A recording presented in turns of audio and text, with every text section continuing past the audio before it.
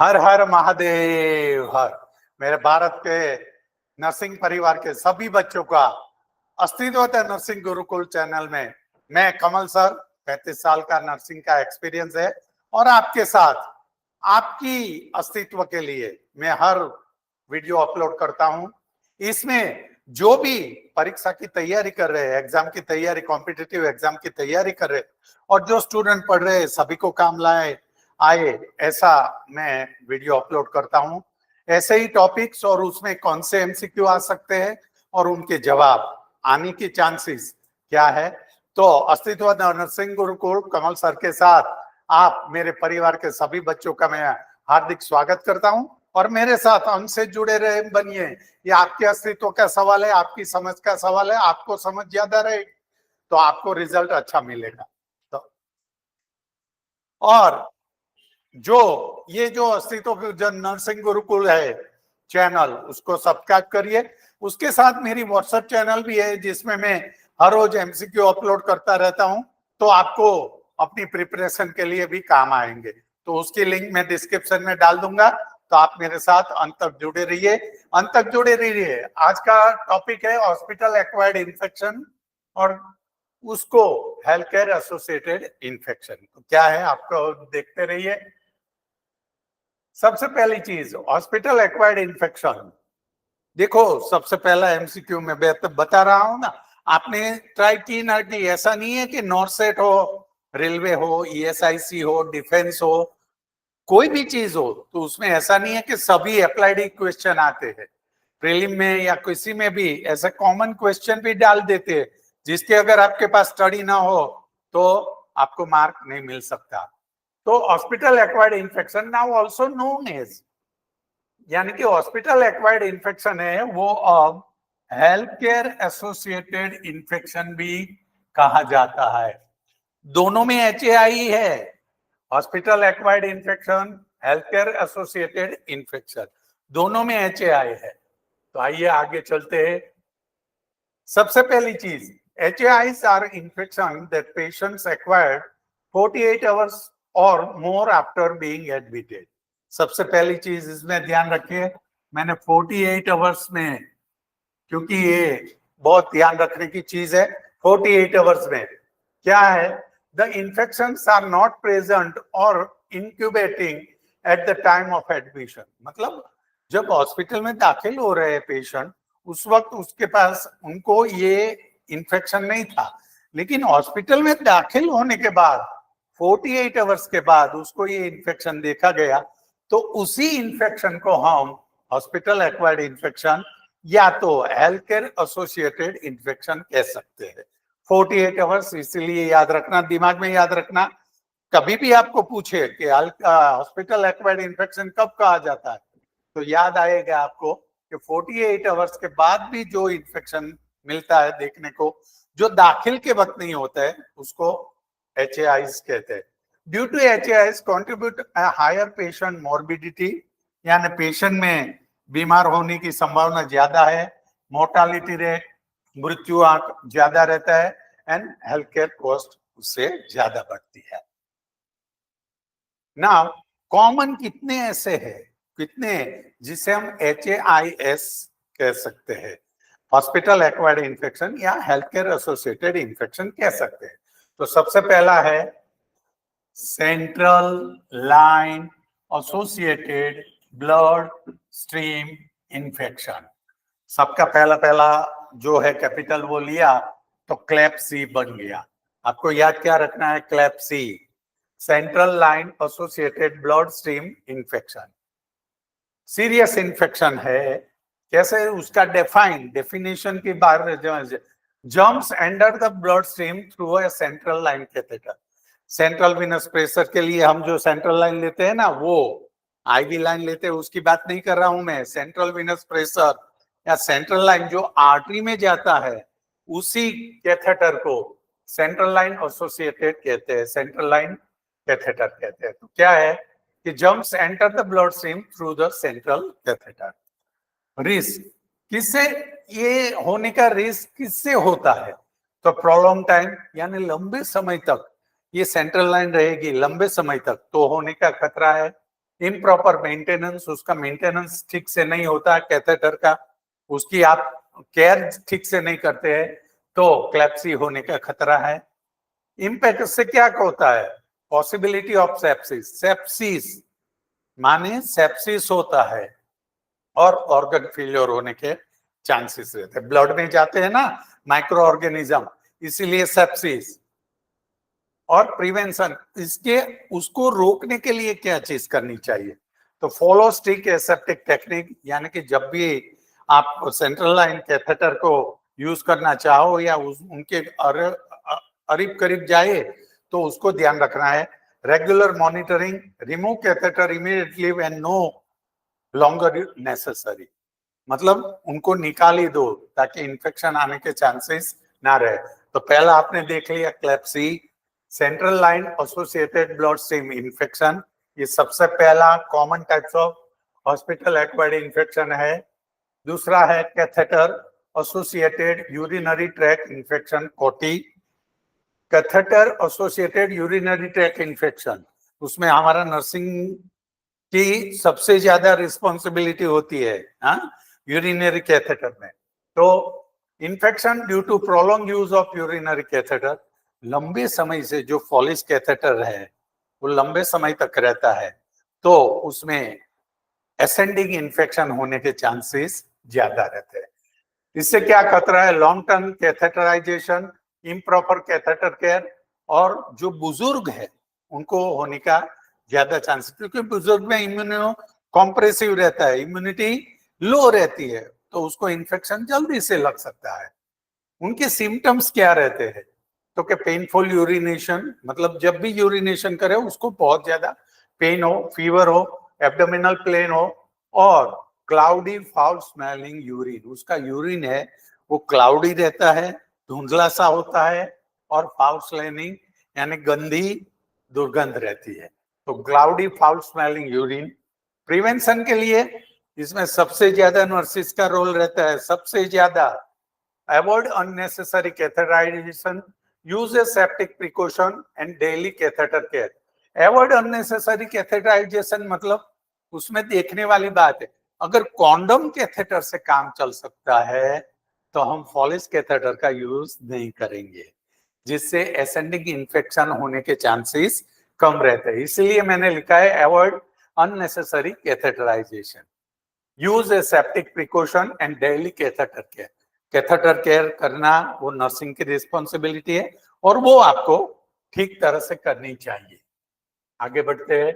Surgical site infection, देखो सब में मैं पीछे शॉर्ट फॉर्म रखता हूं, जैसे कोटी, क्लेप्सी, एसएसआई, कभी भी पूछ सकते हैं। एसएसआई स्टैंड फॉर, ऐसा एमसीक्यू आ गया तो surgical site infection.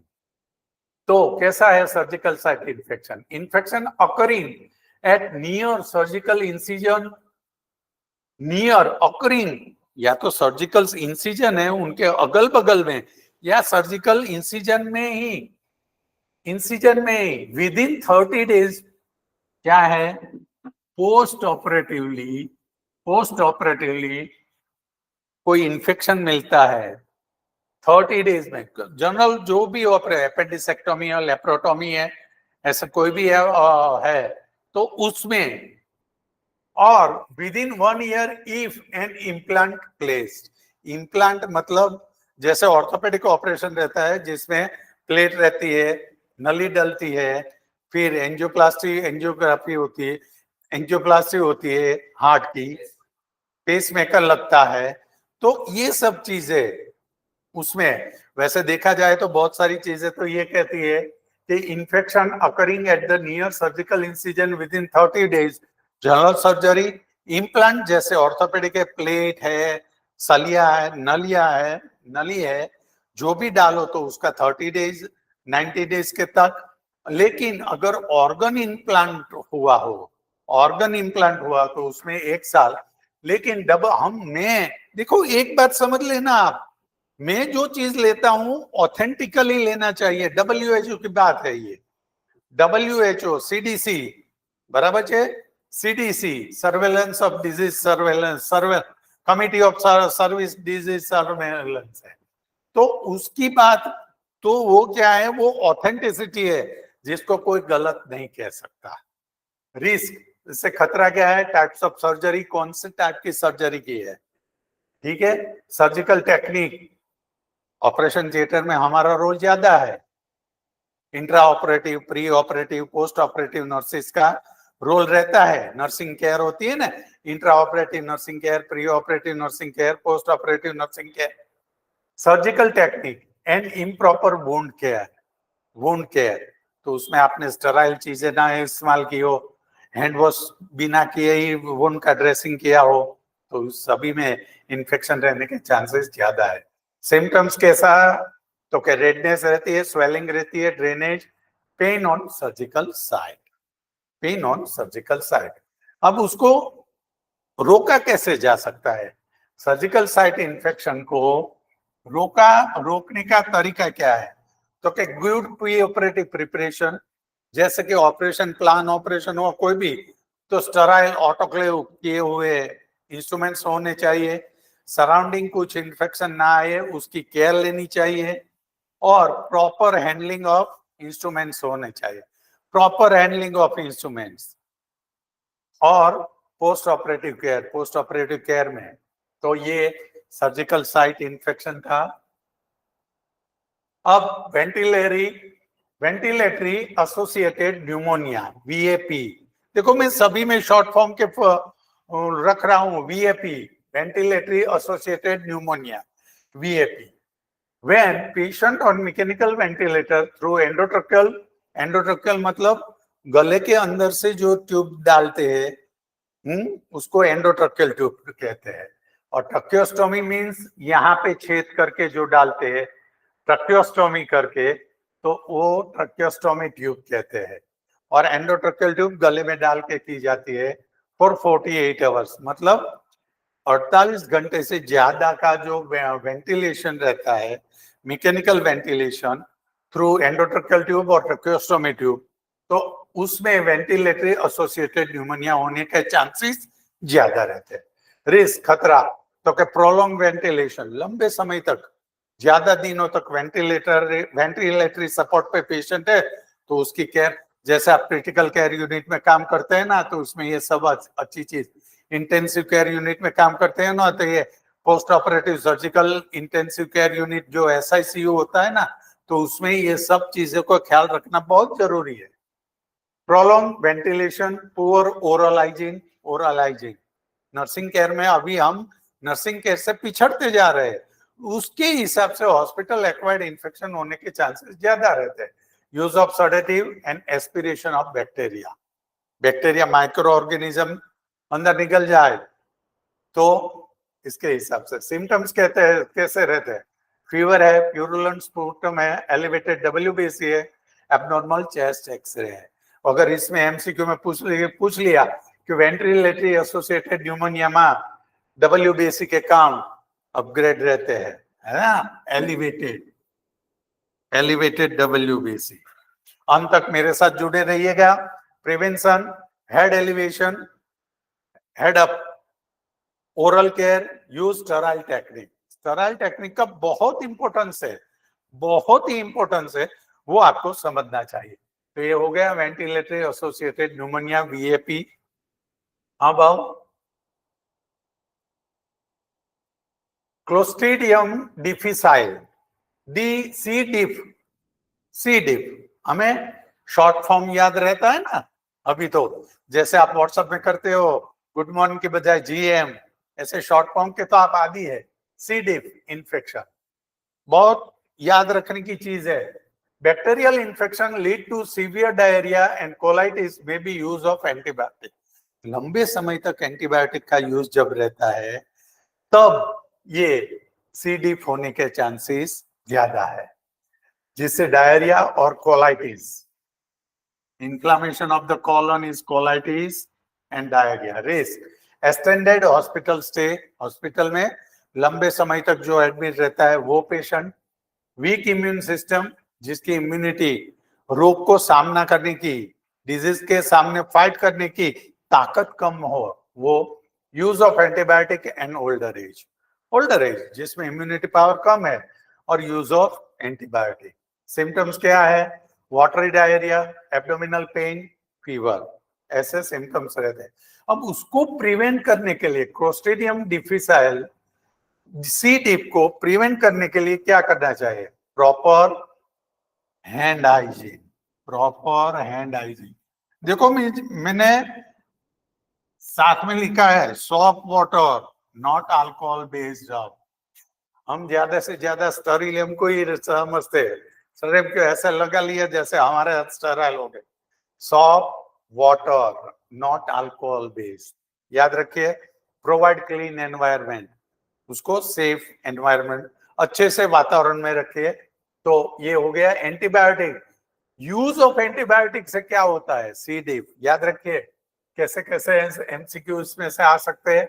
Now WHO ने कहा है, मैं नहीं कह रहा हूं, WHO मतलब authentic most effective single action to prevent infection. एक ही चीज आई, एप्रोप्रिएट हैंड हाइजीन आई। Most effective single action to prevent infection, appropriate hand hygiene, and hand hygiene helps to less use of antibiotic and lower resistance development. lower resistance development होता है और उससे antibiotic का यूज भी कम रहता है। तो सबसे बड़ी चीज हमारे नर्सिस के लिए और पूरे हेल्थ केयर वर्कर के लिए हैंड हाइजीन। हैंड हाइजीन सबसे ज्यादा ये WHO कह रहा है। अब हम आते हैं एमसीक्यू पे। देखिए मेरे साथ जुड़े हुए हैं ना, तो आप मुझे कमेंट करके इसमें से बताइए कौन से एमसीक्यू का कौन सा जवाब रहता है और कौन से स्टेट से देख रहे हैं मुझे बताना। Which of the following based defines a healthcare associated infection? HAI, hospital acquired infection. Which of the following based define a healthcare associated infection? सबसे पहला, an infection present in patient upon admission to a hospital, an infection acquired during the delivery of healthcare services, an infection only found in hospital setting, and infection that primarily affect the healthcare worker. तो चार में से कौन सा है? मुझे जो comment में जवाब देते रहिएगा। ये क्या है, कौन सा है? मेरे हिसाब से an infection acquired during the delivery of healthcare services, healthcare associated infection कहते हैं इसको। Which type of infection is associated with the use of central line catheter? देखो central line catheter, surgical site infection, catheter associated urinary tract infection, central line associated blood stream infection और ventilator associated pneumonia. सब में मैंने short form रख दिया है। अब इसमें आया है सेंट्रल लाइन कैथेटर, बराबर है। आमा कैथेटर एसोसिएटेड है, इसमें से कौन से वो है जिसमें सेंट्रल लाइन आता है?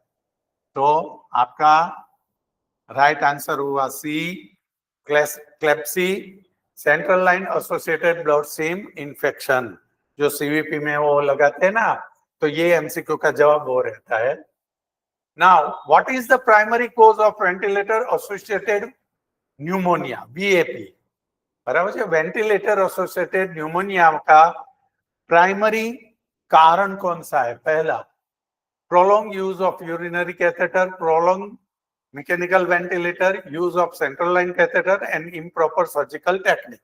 मुझे जवाब देते रहिएगा कमेंट में, तुरंत आप मुझे पता चलेगा और मैं आपकी हर कमेंट का रिप्लाई करूंगा। और आपको और कौन से टॉपिक भी चाहिए वो भी बताते रहिएगा, तो मैं उस पे भी वीडियो बनाऊंगा और आपको काम लगे, आपका अस्तित्व अच्छा हो, उसके लिए ही मैं ये कर रहा हूं। तो इसमें वीएपी आएगा, तो मैंने पहले ही बोला था वेंटिलेटर्स आ गया, तो उसमें prolong use of mechanical ventilator, वो जवाब आ गया आपका। Now which of the following is common preventive measures for healthcare associated infection? Frequent hand hygiene, avoiding isolation protocol, reduce use of personal protective equipment और none of above. तो इनमें से मैंने पहले ही बोला था, WHO ने क्या कहा है?